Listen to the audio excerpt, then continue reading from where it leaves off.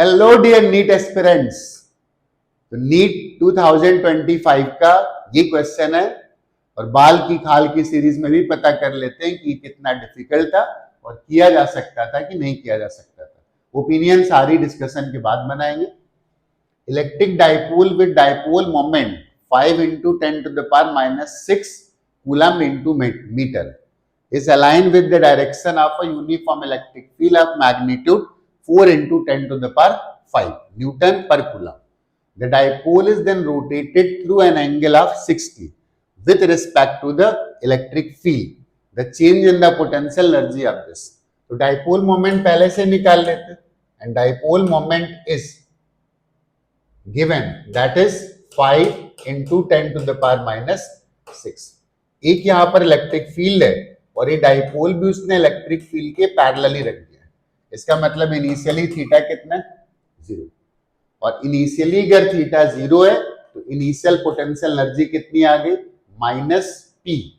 P का मतलब 5 into 10 to the power minus 6 into E, that is 4 into 10 to the power 5, and this will be minus 20 into 10 to the power minus 6, and that is minus 1, and that is equal to minus 2.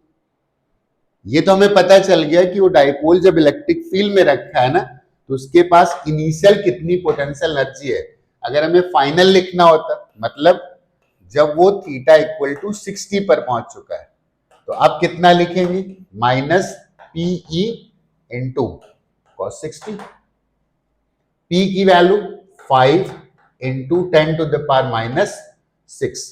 E की value given है and that was 4 into 10 to the power 5, and this will be into cos of 60, और cos 60 की value कितनी होगी? That will be 1/2. तो ये just इसका half हो चुका है ना, और इसका हाफ हो चुका है तो कितना आ गया? -1। इनिशियल -2 था, फाइनल -1 था, और हमसे पूछा गया चेंज।